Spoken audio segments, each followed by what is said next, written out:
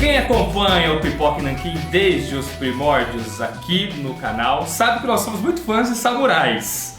O 23º programa, se não me engano, de todos, é de samurais. 2010, começo de 2010. Então. Começo de 2010, nós fizemos, o Alexandre tava maquiado de branco naquele programa, lembra? Eu acho que é esse programa que surgiu o Alexandre Geisha. Se não me engano, foi nesse aí. E na sequência a gente fez mais um de samurai, foi um programa duplo, né? E de lá pra cá a gente vira e mexe... Fizemos de quadrinhos e um de filmes. Sim, duplo desse jeito. E de lá pra cá, vira e mexe, a gente volta a esse tema. E hoje, no oferecimento da Mitos Editora, voltamos mais uma vez, porque eles estão lançando este quadrinho, Oko, pelo selo Gold Edition. Nós vamos falar, além do quadrinho Oko, que tem a temática de samurais, vamos falar de filmes também. Cada um vai dar uma indicação bala para introduzir você melhor a este tema e deixá-lo mais seco para conferir o quadrinho. Bruninho, recuperando um formato de programa que a gente costumava fazer e que eu gosto muito. Sim, fizemos com tema bruxa, com tema terror asiático, com tema serial killer, fizemos alguns desses vídeos, bem legais, né? Bem legais. Alguns vão estar linkados nos cards e na tela final para você conferir. Vamos falar então do Oko, um quadrinho europeu do Hub. Como é o nome dele? Humbert Chaboel. Humbert Chaboel. Aposto que não se pronuncia assim. Humbert Chaboel. Chaboel. Deve ser assim. Ou Humberto Chabota. A portuguesana aqui. Que faz um negócio interessante. Por ser muito fã da cultura nipônica, de mangás como um todo, ele resolve homenagear o Japão em sua obra, só que sem emular o traço mangá, mantendo na estética europeia. Esse é o grande diferencial. Quando eu comecei a ler, eu falei, puta, acho que o Bruno vai gostar desse quadrinho justamente por isso. Que ele faz uma grande homenagem ao mangá. Você vê que o cara adora, idolatra, não só o mangá, a cultura japonesa como um todo. Só que ele não faz no padrão mangá, ele faz no padrão europeu total, né? Total. Até o padrão de quadro, de narrativa, de personagens, é totalmente diferente de um mangá, né? Mas ele não faz aquela grade fixa de quadrinhos tradicionais europeus, né? Ele subverte bastante. Cada página tem uma grade diferente. Exatamente. Isso é legal. Tem exatamente. muitos quadros. É um quadrinho europeu moderno, bem modernizado. Bem modernizado. Tem muitos quadros. Essa é algo típico do quadrinho europeu, né? Tem vários quadros por página, né? Pode até dar preguiça no começo, você olha, nossa, quanto quadro, né? Tem gente que não gosta de quadrinho europeu, porque justamente é o oposto do americano, que tenta fazer páginas splash pages, com menos conteúdo e tal. Só que eu acho demais, os europeus, eles não têm preguiça de contar uma história. É estranho, né, cara? É bem diferente dos americanos. Bem diferente, é outra parada. Que parece que estão querendo... Alguns artistas eu sinto que querem até economizar no desenho pra fazer menos coisa. A página do cara é lotada de elementos, velho. É lindo de morrer. Impressionante o nível de detalhe. E aí tem uma coisa que é um dos grandes destaques, é que o Hub, ele faz o roteiro, o desenho e também parte das cores do quadrinho. Então é uma parada bem autoral, é a história do jeito que ele quer contar mesmo. E ele é um baita de um desenhista, né? O desenho dele é ótimo, a narrativa gráfica dele é legal pra danar. É muito bonito o quadrinho visualmente também, né? Danielzinho, e antes da gente entrar direto no quadrinho, no tema, dá um panorama sobre a edição. Capa dura, formato europeu, com aquele grandão, estilo Elric, né? Exatamente, 100 páginas de alta gramatura e tá a preço sugerido de R$ 79,90. R$ 79,90. Quem se interessar, o link vai estar aí na descrição pra você pegar na Amazon, sempre com aquele descontinho, né? E vamos falar então. Oko. Vamos lá. É o nome do gibi. Oko é o nome do gibi e é o nome do samurai principal que vive na terra fictícia de Pajão. É muito bom, gente. Que nome diferente, né, cara? Ou seja, é o Japão, mas não é, porque é o Japão do Hub. Porque tem elementos fantásticos. Essa história você vai encontrar demônios, você vai encontrar elementais, vai encontrar magia. Tem elementos fantásticos. Se passa no Japão, mas não é o Japão, é o Pajão. Mas basicamente isso, né? O Oko, esse samurai, ele é um Ronin, né, um samurai sem mestre, que chefia um grupo que caça demônios. Você vê, os bichos já começam a ir logo na introdução, você já sabe que existem os demônios. Essa linha já faz me interessar muito pelo quadrinho. Eu ganhei nessa daí, quando o cara fala, é um Ronin que lidera um grupo de caçadores de demônios. Já dá vontade de ler, né? Já dá vontade de ler. O quadrinho começa, inclusive, você vendo o Oko terminando um serviço, dando um demônio a um contratante. E você já vê que o Oko é fodão, né? Porque o cara fala, como que você fez pra vencer esse demônio? É um demônio gigantesco que tá caído lá no chão. Você só vê o corpo dele caído assim. Aí ele fala, digamos que quando o demônio me olhou, ele perdeu a cabeça. E não é perdeu a cabeça e ficou louco e... Não, o quadro mostra a cabeça do demônio ali. Literalmente. Decapitado. Perdeu a cabeça literalmente, saca? Você já vê que ele é fodão. Só que o Oco não é o único do grupo, como a gente falou, ele chefia. Um dos personagens mais legais da história é o Noburo. Que é o mais casca-grossa mesmo. Ele é enorme, ele é uma figura bem volumosa, gigantada, assim, Ele né? é tratado como gigante. Como gigante, porque ele é muito maior que a média da população. Ele usa uma máscara, então ele tem uma identidade misteriosa, ninguém sabe. E logo nas primeiras páginas você percebe que ele é imortal. Né? Ele toma um monte de flechada, cai no mar, fica horas embaixo do mar, quando ele volta tá normal, assim. Então tem toda uma coisa misteriosa que não é falado nesse primeiro volume, pelo menos. Que raiz é esse Noburo? Será que ele é um demônio que caça demônio também? Como ele tá com máscara o tempo todo, a gente não sabe de início, né? O trio é completado por um monge que é um pouco de alívio cômico, mas ele é um barato, que é o monge do saque. Do saque. Noshin o nome dele. Noshin. Ele é uma figura esse personagem. Tá o tempo todo bêbado e tá sempre enganando o mestre, né? Na hora que logo no começo da aventura tem um ataque à estalagem onde eles estão, né? E o Oco tá fora, que ele tá entregando aquele demônio. Que desencadeia o mote do gibi, né? Isso, desencadeia o mote aí. Quando tem esse ataque, o Oco chega no dia seguinte e já vê tudo destruído. E aí ele pergunta pro monge, onde você estava? Não, eu tava de vigia. Só que ele tava dormindo. Aí tem uma hora que ele quase se entrega. Enquanto eu dormia, enquanto eu estava vigiando o outro lado, eles apareceram. Um negócio assim, saca? Então você já percebe que o monge é um barato logo aí, né? Mas ele, assim, ele enche a cara o tempo inteiro, mas tem todo um lado filosófico. Você percebe logo que ele é um cara muito sábio também e muito talentoso. Porque o grande talento dele, o motivo dele estar nessa equipe é que ele consegue falar com os espíritos da natureza, né? Com os kamis. Ele consegue convocar e pedir, às vezes, trocar favores com esses espíritos aí, o que facilita muito a vida deles ali. E a oferenda que ele faz para esses seres é o saque. Por isso que ele é o monge do saque e por isso que ele tá sempre bêbado. Tá sempre bebão. É o melhor tipo de monge. Quando for monge, eu quero ser o monge do whisky.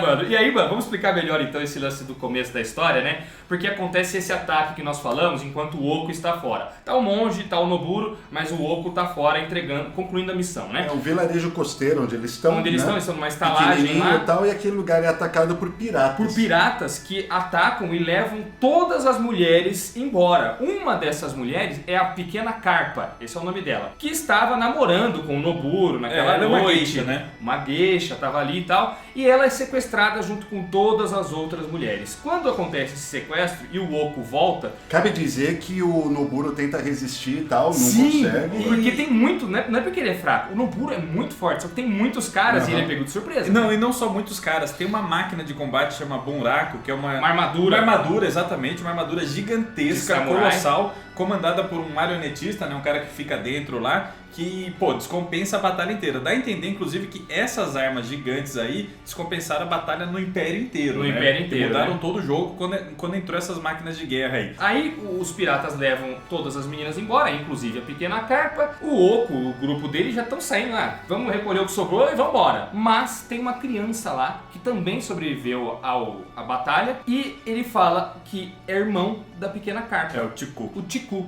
E aí ele pede, pelo amor de Deus, vocês são os únicos que podem me ajudar a resgatar. Minha irmã é a única coisa que eu tenho, ele é órfão, e é a única coisa que eu tenho no mundo, só que ele não tem como pagar pelos serviços dos caras. E ele oferece a própria vida. Ele oferece a servidão eterna, em troca dos serviços deles. Ele fala, ofereço a minha humilde existência, né? Servidão eterna. O Oco topa, fala, eu vou te ajudar durante 10 dias só. O Oco vira, primeiro ele tá um pouco intrigado porque os piratas chegaram, destruíram tudo ali, levaram um monte de geisha, um monte de gente morrendo na batalha e tal. E falou assim, não faz sentido esses caras terem esse trabalho todo por um monte de geisha. Só leva as meninas, não rouba, não pilha, não faz nada, né? Não faz sentido, então ele fica com a pulga atrás da orelha. De quebra, o Noburo tá pé da vida, porque tomou uma sova. Tomou uma sova e a honra dele tá comprometida, né? E aí o menino vai e faz essa proposta pra ele, eu dou tudo que eu tenho, que é a minha vida, em troca da sua ajuda.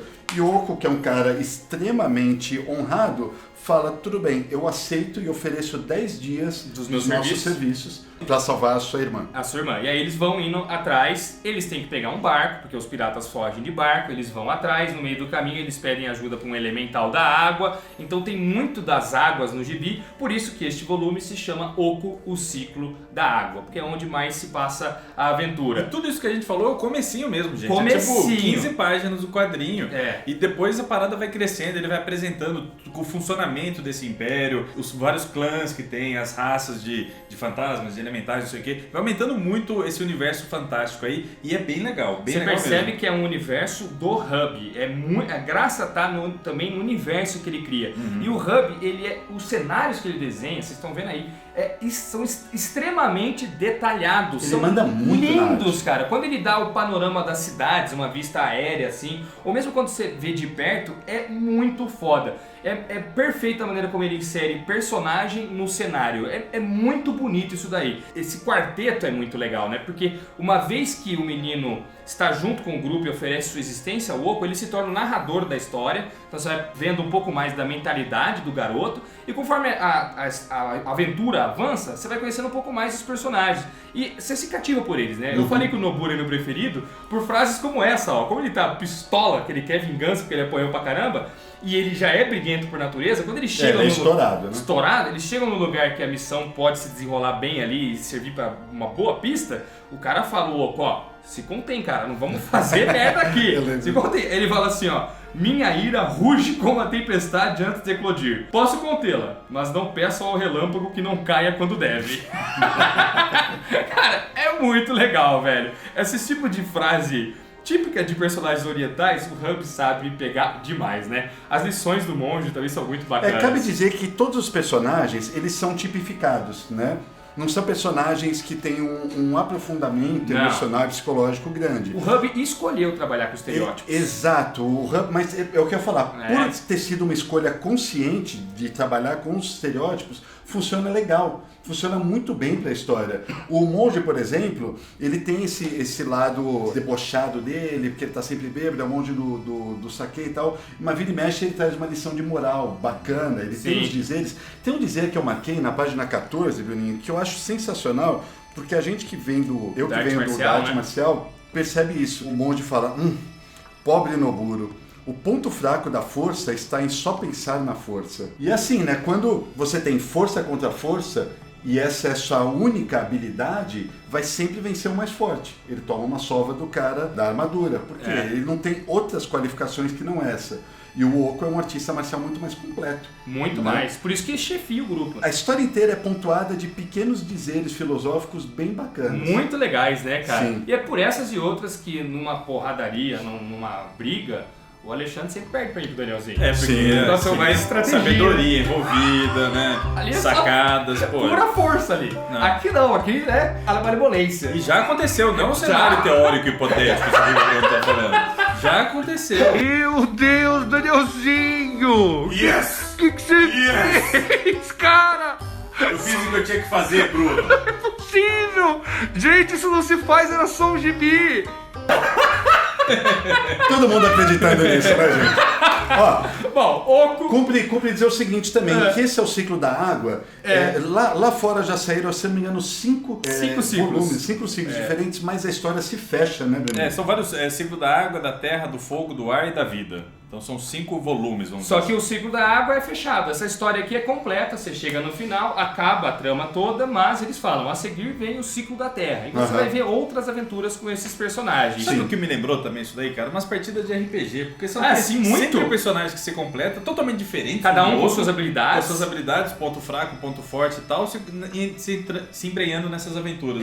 Lembra muito RPG. Pô, tem chance demais de todo mundo gostar desse quadrinho aí. É bem divertido, assim. Diversão pura, meu, garantida, né? Legal, um acerto da editora. Agora vamos lá, Bruno, me indica um filme de samurai foda. Nós vamos indicar aqui cada um filme. Eu vou primeiro, porque o meu é de 64. E quero dizer uma coisa, o gênero do cinema samurai, ele tem um nome, que é Shambara, né? Assim como existe o espaguete, o western espaguete e tal, o cinema samurai feito no Japão era denominado Shambara, né? Existem alguns diretores que se destacaram bastante dentro desse subgênero aí. Acho que o principal deles é o Akira Kurosawa, né? Claro, que fez, por exemplo, os 7 Samurais, fez o Yojimbo. Outro que eu gosto bastante também é o Masaki Kobayashi, que fez o Samurai Rebellion, sabe? Filmaço esse daí da Mas Rebelião. Fez Harakiri também. Fez Harakiri, ele é outro filmaço. Tem o Hiroshi Nagaki, que você sabe muito bem quem é, que fez a trilogia do Musashi, do Musashi. Como que é o Miyamoto Musashi? Queria falar o outro nome dele. quarto diretor aí que se destaca bastante dentro do Shambara, que é o Hideo Gosha. Só fez filmaço. Todas as listas de melhores filmes de samurai tem filmes desses 4 diretores lá no topo. E o filme que eu vou indicar aqui, que são 3 Samurais Fora da Lei, tá sempre no topo das principais listas de melhores Shambara de todos os tempos. Ele fez em 64. E ele começou como diretor na televisão, fazendo uma série. A série que ele fez foi justamente 3 Samurais Fora da Lei. A série foi tão boa e se destacou e depois virou esse longa-metragem. Transformou num longa. O longa arrebentou. O Hideo e o Kurosawa são os que mais contribuíram para o Shambara em termos de estética, sabe? De visual, estilo de filmagem, conteúdo. Todos os clichês de filme de samurai que nós temos hoje foram definidos pelo Akira Kurosawa e pelo Hideo Gosha. Por exemplo, você vai assistir Kill Bill. O Tarantino homenageia muita coisa de samurai lá. Um monte daquelas coisas, como por exemplo só a silhueta dos samurais sendo vistas lutando e tal, foram retiradas de filmes do Hideo Gosha. Outra coisa, quando o samurai percebe que está em perigo, toda a tela escurece e fica só os olhos do samurai, como se ele estivesse atento a um barulho, alguma coisa, também é uma estética do Hideo Gosha. Esse cara é importantíssimo para o Shambara. O 3 Samurais Fora da Lei, todo mundo que curte anime, curte mangá, curte samurai tem que assistir. Vocês não assistiram ainda, né? Não. Gente, vocês têm que assistir. É um puta de um filme.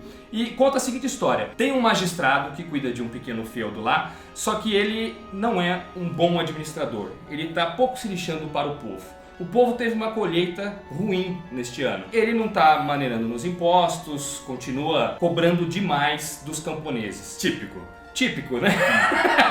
E os camponeses, por mais que façam lá suas solicitações, né, tentam negociar com ele... Ele é inflexível. Inflexível. Ele não está aberto a negociações. Os camponeses então se veem obrigados a tomar atitude drástica. Sequestram a filha do magistrado, mantêm ela lá no moinho e vão usar a filha para negociar. A hora que os caras vierem resgatar, nós vamos ler aqui a nossa petição, as coisas que nós queremos, e se vocês executarem, em troca nós deixamos a filha ir embora, senão nós vamos matá-la. Eles até estão dispostos a dar a vida, eles sabem que se isso acontecer, se eles vierem a matar, eles vão morrer em seguida, mas é pelo bem da causa dos camponeses. Justamente no momento em que eles estão amarrando a mulher, que eles acabaram de sequestrar, eles estão lá no moinho amarrando ela, chega um Ronin, o Shiba. O Ronin chega lá, ele só quer ficar sobre o teto do lugar. Aí ele fala, não, eu vou assistir vocês daqui, finge que eu não tô aqui e tal. Até tem uma treta com os camponeses, mas ele é hábil pra caramba, já se desfaz logo, dá risada dos caras e fala, vocês não vão tirar daqui não, só vou ficar com plateia aqui assistindo vocês. Quando tudo começa a acontecer, o magistrado chega com o pessoal dele lá pra resgatar a moça, os camponeses são muito burros, eles não sabem lidar com a negociação. Os caras começam a ameaçar, eles vão ficando assustados. E aí quem eleva o moral dos caras é o Ronin. Ele toma partido dos caras. Ele fala, eita, vocês não estavam dispostos a arriscar a vida? E agora o cara falou que se devolver ele vai fazer tudo e vocês estão acreditando? Acho que ele não vai punir vocês. Não, acorda, pô. Então ele toma o partido dos caras. E quando acontece a primeira briga, ele acaba com todo mundo do magistrado, né? E aí o magistrado tem um problema nas mãos, pô. Os camponeses não estão mais sozinhos. Agora eles têm um Ronin habilidoso lá dentro. Acho isso muito da hora, né? Aí eles chamam Ronin também. Então, aí ele não pode mandar os oficiais dele fazer alguma coisa, porque senão vai ficar feio pra ele diante de todo o feudo. O que ele tem que fazer? Ele tem que mandar Ronin contra Ronin. Ele tem um Ronin que ele paga, que ele mantém, não é um samurai dele, é um Ronin que ele banca. Esse Ronin sabe, porque o samurai tem um código de conduta muito da hora, né? Sim, tem o moral itálico. Foi escrito, é o que difere ele. O cara sabe que os camponeses estão certos, mas ele gosta da grana também, então ele está disposto a ajudar. E entra um terceiro samurai, que está no calabouço do feudo, preso por vagabundear lá por um tempo. Prenderam ele. Será que esse cara pode ser útil? Vamos testar. Já vão testar o cara já se safa rapidão. Não, esse cara é bom também. E oferece uma grana, ele também vai sem saber direito o que está rolando. Quando entra em conflito os 3 samurais, é onde a história começa a se desenrolar. O samurai que estava preso resolve mudar de lado. Não, eu vou ficar a favor dos camponeses. O outro continua a favor do tirano. E a história vai avançando. Você pensa que ela vai ficar o tempo todo no moinho, só vai se resolver quando a menina for libertada. Mas vai muito além disso, muito além. Tem muita cena boa de luta com espada. Eu gosto de cena de filme japonês antigo assim, que os caras não ficam enfeitando a luta, cara. Não põe trilha sonora, orquestra, não põe sonzinho de espada. Não põe somzinho de corte, é nua e crua as batalhas. No YouTube tem um vídeo que conta a quantidade de mortes que tem nesse filme. Tem muita treta, Cacete, cara. vai escalando assim. Vai escalando muito. O magistrado não consegue lidar com os Ronin, vai mandando cada vez mais gente. E vai morrendo muita gente. O bagulho vai tomando proporções inimagináveis. E me lembra muito Lobo Solitário isso daí, cara. O principal, o Shiba, se comporta muito como o Itogami em determinado momento. É um filmaço. Todo mundo tem que assistir. Tenho vontade de dar spoiler pra vocês aqui. Não dá não. Porque dá acontece não. tanta coisa que isso que Adorei. eu falei é 1%. Eu quero contar o que acontece, mas não pode. Saiu em DVD no Brasil. Você consegue achar esse filme em algum lugar, com certeza. Vão atrás. 3 samurais fora da lei. Um puta de um chambara. Legal. Posso falar agora? Pode. Por favor, É um filme mais recente o seu, né? O meu dá um salto bem grande em relação ao teu.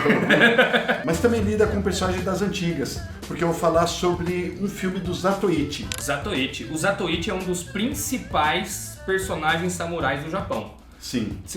Inclusive de Shambara. Ele teve muito filme velho e série velha com esse personagem. Pois é, ao contrário do que se pensa, o Zatoichi ele nasceu na literatura. Ele foi uma série de romances escritos pelo Kan Shimozawa. Kan Shimozawa, não tenho certeza de quantos foram feitos, e vários desses foram filmados. Né? Sim. Kan Shimozawa é um cara que nasceu no final do século XIX, começou a escrever lá pelos anos 30, por aí, talvez acho que até um pouquinho antes, mas o Zatoichi só foi filmado, se eu não me engano, a partir dos anos 60. E aí virou uma febre, virou um sucesso. Sucesso total. Eu acho que o Zatoichi tem mais filme que Musashi, cara. E era um ator só que fazia, tipo o Sean Connery fazendo 007. Ah, tá. Era um ator só que fazia, fez 20 e tantos filmes. Caceta. Foi o Shintaro Katsu.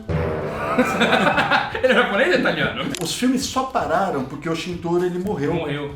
Ele teve câncer e morreu aos 66 anos. Aí os filmes brecaram e ficaram um tempão sem ser produzidos. Saiu só um filme que não fez sucesso, até que um grande diretor japonês resolveu, falou assim, pô, eu vou fazer mais um exemplar dessa franquia. Então retomou do ponto onde o Shintaro tinha parado. E o diretor que dá continuidade, fazendo mais um filme dessa franquia, é um diretor que eu gosto pra caramba, que é o Takeshi Kitano. Takeshi Kitano. Ele começou como ator, inclusive ele trabalhou na adaptação do Battle Royale, que é o Batalha Real. Depois ele se tornou diretor e ele começa a carreira dele fazendo filmes muito violentos, filmes policiais, saca? Bastante violentos. E ele fez o Fogos de Artifício, que é uma obra-prima.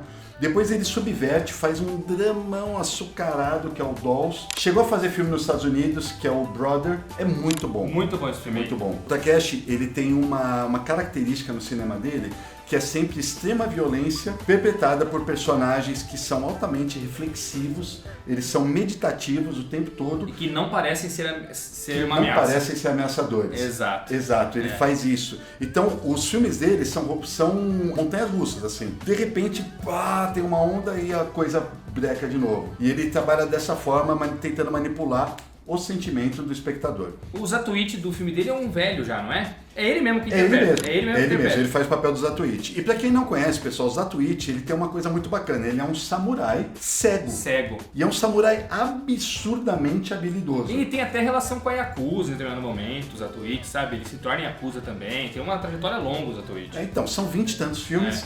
E esse Zatoichi foi filmado em 2003 pelo Takeshi. Ele dá continuidade exatamente no ponto em que os filmes do Shintaro tinham parado. A história é curiosa, mas a história parece um pouquinho com a história do seu filme, porque ele é um samurai sem mestre, então ele é um ronin, e ele chega num vilarejo. E esse vilarejo também tem um magistrado que abusa das pessoas, Então é um cara que tá ajudando por uma causa. que está ajudando por uma causa. E né? quem é que faz isso também no programa que nós falamos agora? O Oco. O Oco É. também é um Ronin que ajuda uma causa. Exatamente. Ah, tamo tudo em casa! Ah, tá tudo em casa. Eu tô recalculando o filme que eu vou falar agora pra O seu não era. ficar nessa Pra temática. se enquadrar também. Ele é um cara cego que ele anda todo corcundinha com uma bengala, né? A katana dele É tá o dentro senhor, da eu já falei bengala. desse filme aqui no canal há muito tempo atrás, cara. Será que foi no programa 23? Acho que foi o programa 23. Muitos anos, ninguém nem viu esse programa aí. E aí a katana dele fica dentro da Da bengala. bengala. Ele ganha vida como massagista e como jogador profissional. Sim, Só que ele é cego, né? cego, jogador de jogos de azar. É. Então o que acontece? Os caras chegam e vêem um cego lá e vão fazer jogo de dado, por exemplo, e vão roubar ele.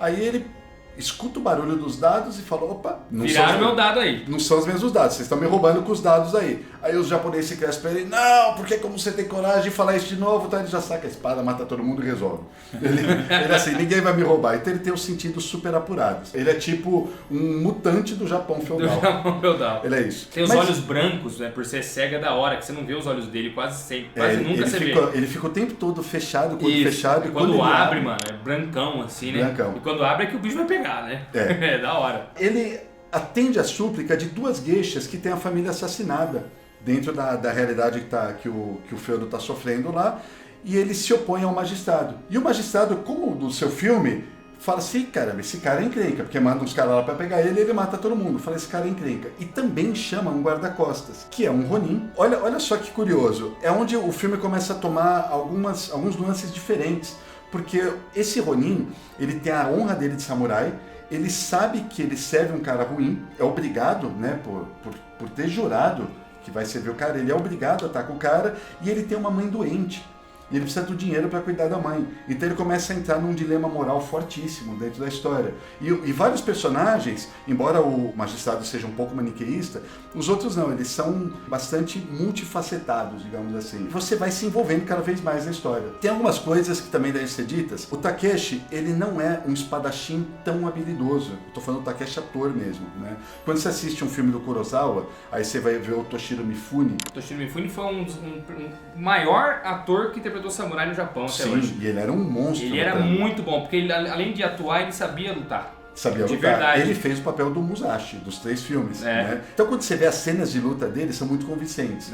O Takeshi, ele não tem a mesma habilidade. As lutas, então, elas são funcionais, digamos assim, não são espetaculares. Mas dentro do filme tá bacana. Ele resolveu fazer uma coisa diferente. Estava no início do CG, nessa época, e ele resolveu disfarçar a violência exacerbada do filme com um CG exagerado de sangue. Eu vi, eu lembro. Então isso que o Tarantino faz até hoje nos filmes dele, com splash de sangue, ele resolveu fazer naquela época, transformando todas as lutas em um balé de sangue de CG. Então ele queria que cada vez que o corte fosse dado, que o sangue espirrasse como pétalas de rosa voando. Essa foi a declaração dele na época. Fica bonito? Fica bom? Muita gente acha que é o ponto fraco do filme. É o mais controverso do filme, é isso aí. Esteticamente, não me parece uma boa ideia. Esteticamente é interessante, mas a solução envelheceu bastante, principalmente pelo que temos em termos de CG hoje. Né? Acabou se tornando um problema. Mas é um filme também muito bem humorado, ele alterna o drama com o humor, ele coloca até um número musical no final do filme, que também é controverso. É o cinema do Takeshi, que se você conhece, se você já assistiu outros filmes dele, você vai falar, cara, que cara diferentão, mas é um cara que imprime a marca dele. Imprime e vem muito da escola desses outros 4 cineastas que eu falei aí, que também misturavam humor em histórias sérias também. O Hideo Gosha fez isso também no filme que eu falei. Danielzinho, agora você tem um problema aí. Nossa, eu tenho um problemaço. Dois 2 aulas aqui. aqui. Eu tô morrendo de vontade de ver os dois. Esse do Ale eu assisti e garanto, é um filmão também. Eu vou assistir. Então eu quero ver o seu. E o meu agora é complicado, hein? O meu É bem diferente isso daí. Tem algumas coisas a ver, mas é bem diferente. Até porque é um drama, é uma história de amor acima de tudo, assim, muito mais do que um filme de samurai com lutas grandiosas e tal. É um filme de amor, que é A Espada Oculta, The Hidden Blade, do Yoshi Yamada, o mesmo diretor do Samurai do Entardecer. Nossa, Samurai do Entardecer espetacular. Também tá em listas de melhores filmes de samurai de todos os tempos. Então esse cara é bom. Eu já muito indiquei bom. aqui, concorreu ao Oscar de melhor filme estrangeiro. Foi. Eu e você indicamos aqui num outro programa de samurai. Tá vendo como a gente fala de samurai direto? O Samurai do Entardecer é de 2002, o Espada Oculta é de 2004. E tem a mesma cara, assim, é um filme super pé no chão, super artesanal, bem diferente do cinema que é feito hoje como padrão, assim. Um filme muito, muito tranquilo, muito bonito, que conta a história do protagonista, chama Katagiri. Ele é um samurai, né? Um samurai mesmo, assim, não é Ronin nem nada. Começa o filme, ele tá com um amigo se despedindo de um colega que tá indo pra Edo pra trabalhar pro Shogunato, né? Pra servir ao Shogunato. E no comecinho, assim, tem um diálogo sensacional que já expõe bem como os 3 pensam, assim.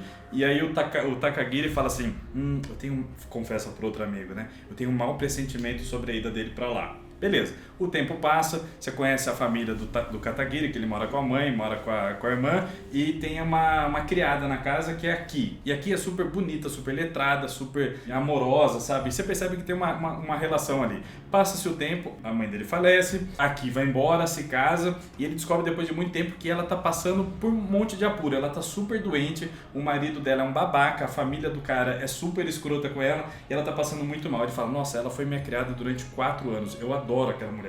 Ela não pode passar por isso. E aí ele toma uma atitude nada samurai. Ele entra na casa da família e pega ela. Todo mundo fala, não, você não pode fazer isso, não sei o quê. Ele fala, não, cara, ela tá sofrendo, ela não pode ficar aqui. E ele desrespeita muitas regras do casamento e tudo mais, a família lá, e pega ela, leva ela pra casa dele e começa a cuidar dela. Não é nada samurai ao mesmo tempo que é muito samurai. Exato, porque ele tem as leis ali, mas a honra dele tá acima de tudo. A honra do samurai é maior, cara. Então eu diria que essa atitude é muito samurai. Aí ele vai, pega a menina, leva pra casa. Aí a sociedade começa a falar, você não pode ter feito isso, como é que você fez isso? E um detalhe, ele é um solteirão, ele tá muito tempo sem arrumar nenhuma esposa, aí tem toda essa parada aí que a sociedade fica enchendo o saco dele, inclusive os outros samurais, e depois de um tempo, esse amigo que foi pro shogunato lá, que foi pra Edo, volta pra ficar preso na cidade, ele é acusado de traição lá, e aí tem toda uma treta, a vida do Katagiri vira de ponta cabeça, porque a sociedade tá cobrando ele por ele estar com uma moça lá que não é esposa, que não é nada dele, na casa dele, fazendo serviço e cuidando de tudo, o amigo dele é traidor, um dos principais caras do clã lá de samurai fala assim, ó, e se ele é um traidor, você era amigo dele, então você deve saber de alguma coisa e tal. Aí a vida dele começa a ficar complicada. Só que é legal que o Yoshi Yamada, ele faz um filme super calmo, isso é tudo muito calmo, assim, muito tranquilo.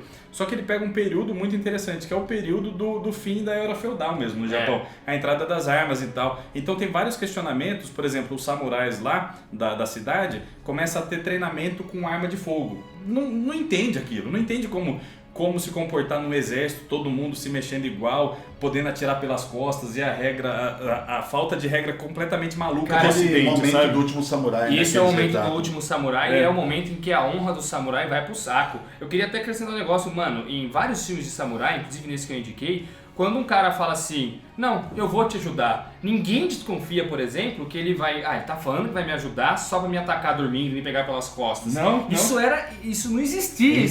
Impensável. Se o cara falou que vai fazer, ele vai fazer. Só se fosse, tirando os magistrados, os cara querem, mas se o cara é samurai, ele falou, tá falado, bicho. E é um período... E isso morre nesse período que você tá falando. Exato, morre. E começa a ter corrupção entre os samurais. Esses mais velhos aí começam a agir que nem uns babacas, começa a ter uns, motivo financeiro, os caras começam a ficar egoístas, começa a mudar todo o cenário. E tem algumas falas muito bonitas, falando da irmãzinha dela chega no momento da ocasião e morre de medo de estar na frente do samurai. Aí a Kia fala pra ele assim, claro que ela ficou com medo, você é um samurai, você porta uma katana o tempo inteiro, você representa a morte pra muita gente. E ele fala, não, mas não é isso que eu quero passar. A morte é um negócio que é muito pesada pra gente, a gente não gosta de matar. Não é como se a gente matasse a torto e direito. Inclusive, é raríssimo eu tirar a katana da minha bainha.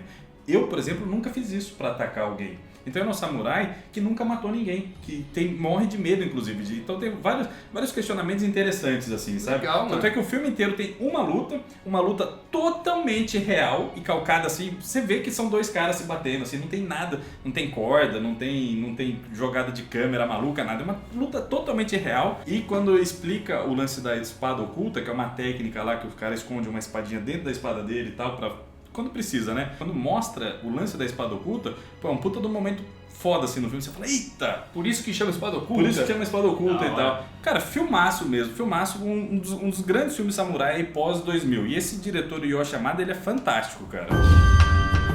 Cara, a gente poderia fazer vários programas só sobre samurai, vários. Cada filme que nós indicamos aqui daria um vídeo próprio. Mas em vez disso, deu um videozão desses aqui, que eu tenho certeza que o cara gostou. Ale, tem como o cara não ter gostado? Não tem. São 3 filmaços e um puta de um gibi da editora Mito. Sério, um puta de um gibi legal, galera. O link do gibi vai estar na descrição e um pouquinho acima da descrição tem o botão do like, que você deve apertar aí pra ajudar a gente, e o botão de inscrever-se para continuar acompanhando os nossos lançamentos. Aproveite e ativa o sino também, que porque o YouTube tá sacana, não tá avisando a galera quando sai vídeo novo. Então tem que ativar o sininho dos canais que você gosta, beleza? É isso, galera. Mais algum recado aí? Não, é isso. Não. Eu queria falar de mais um filminho. Deixa outro vídeo. Tchau! Tchau.